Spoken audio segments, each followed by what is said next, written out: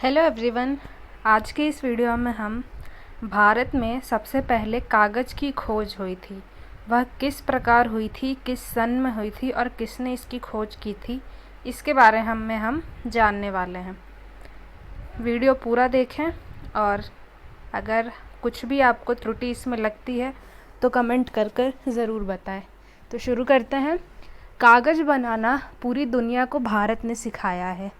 जो सबसे पहले कागज़ जो बनाया था वो हमने बनाया था और पूरी दुनिया को हमने कागज़ बनाना सिखाया। कागज़ बनाना सबसे पहले भारत में शुरू हुआ। हमारे भारत में घास होती है, उसको सन कहते हैं, और एक घास होती है उसको मुंज कहते हैं। मुंज घास बहुत तीखी होती है, उंगली को काट सकती है और खून निकाल सकती है, इतनी ज़्यादा तीखी होती है जो मुंज घास वाली प्रजाति होती है। और सन घास वाली थोड़ी नरम होती है, उंगली को काटती नहीं है। भारत के हर गांव में फोकट में यह घास होती है। पूर्वी भारत और मध्य भारत में हर गांव में होती है।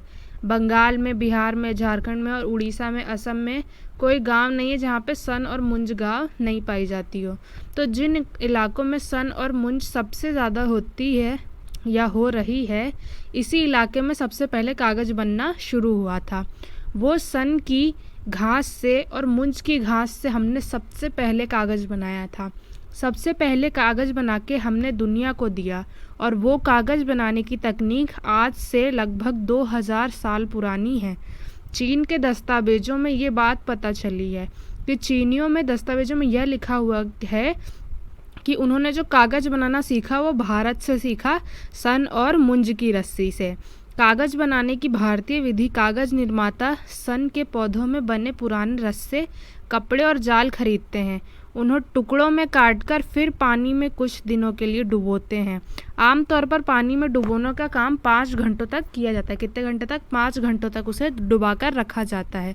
फिर उसके बाद इन चीज़ों को एक टोकरी में नदी में धोया जाता है और उन्हें ज़मीन में लगे पानी के एक बर्तन में डाला जाता है। इस पानी में सेड़गी मिट्टी का घोल 6 हिस्सा, खरीच चूना 7 हिस्सा होता है। इन चीज़ों को उस हाल में 8 या 10 दिनों तक रखने के बाद उन्हें फिर गीले अवस्था में ही इसे पीट कर इसके रेशे अलग कर दिए जाते हैं। फिर इसे धूप में सुखाया जाता है। फिर उससे पहले की तरह ताज़े पानी में डुबाया जाता है। यह प्रक्रिया 3 बार हो जाने के बाद सन मोटा भूरा कागज़ बनने के लिए तैयार हो जाता है। इस तरह की 7 या 8 धुलाई के बाद वह ठीक ठाक सफ़ेदी वाला कागज़ बनने के लायक हो जाता है। सेड़गी मिट्टी: यह एक ऐसी मिट्टी, सेड़गी मिट्टी जो हमने पढ़ा कि उसमें डुबो के रखा जाता है, तो यह एक ऐसी मिट्टी है जिसके अंदर जीवाश्म के क्षारीय गुण होते हैं। यह इस देश में बड़ी मात्रा में पाया जाता है और इसका प्रयोग व्यापक रूप से घोने, ब्लीच करने, साबुन बनाने और तमाम तरह के अन्य कामों के लिए होता है। इस तरह तैयार किए गए भुरकुस को हौज के पानी में भिगोया जाता है। हौज को एक तरह संचालक बैठता है और डंडियाँ निकालकर सन की परत को एक फ्रेम में फैला देता है। इस फोरम को वह कुंड में तब तक धोता है जब तक वह भुरकुस के तिरते कपड़ों से दुधिया सफ़ेद ना हो जाए। भुरकुस मतलब उसका बुरादा टाइप, ठीक है। अब वह फ्रेम और स्क्रीन को पानी में लंबवत डुबोता है, लंबा करके, और क्षैतिज अवस्था में ऊपर लाता है। वहाँ वह फ्रेम को अलग बलग फिर आगे पीछे उलटता पुलटता है ताकि वे कण पर्दे पर बराबर से फैल जाएं। फिर वह उसे पानी के ऊपर उठाकर डंडियों पर 1 मिनट के लिए रख देता है। पानी में इस तरह से फिर डुबोए जाने के बाद कागज़ का नया पेज तैयार हो जाता है।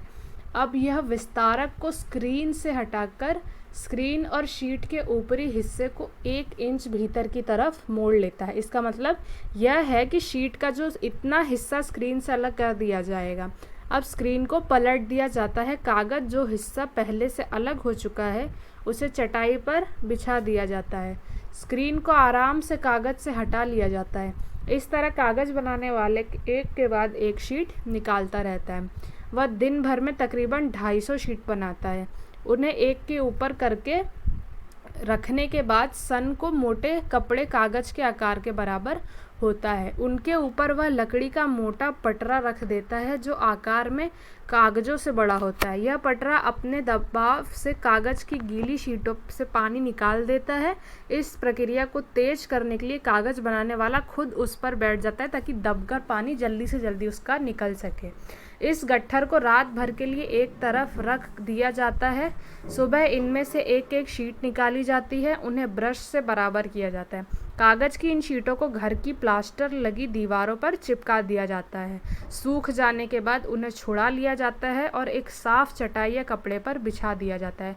इनको चावल के पानी में डूबे कंबल से रगड़ा जाता है और तुरंत बाद ही घर में इस उद्देश्य के लिए बनी रस्सी पर सुखाने के लिए लटका दिया जाता है। जब यह पूरी तरह से सूख जाए तो उसे चौकोट काट लिया जाता है। चौकोट मतलब स्क्वायर शेप में काट लिया जाता है। इस आकार के लिए एक मानक शीट को रखकर चाकू चलाया जाता है। इस प्रक्रिया के बाद कागज की यह चादरें अन्य व्यक्ति के पास ले जाई जाती है, जिसे वह दोनों हाथों में गोल मुस्टाने ग्रेनाइट लेकर रगड़ता है। इसके उपरांत वह शीट को मोड़कर बिक्री के लिए भेज देता है।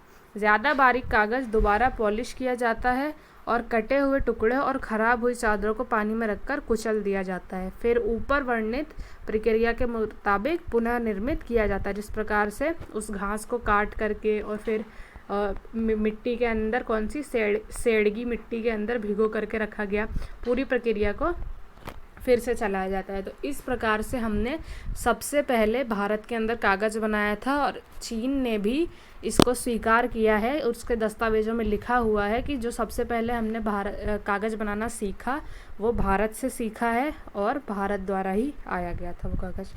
तो आशा करती हूँ एक नई जानकारी आपको मिली होगी। वीडियो अगर पसंद आए तो कमेंट ज़रूर करिएगा। मिलते हैं नेक्स्ट वीडियो में नेक्स्ट टॉपिक के साथ। तब तक के लिए जय हिंद।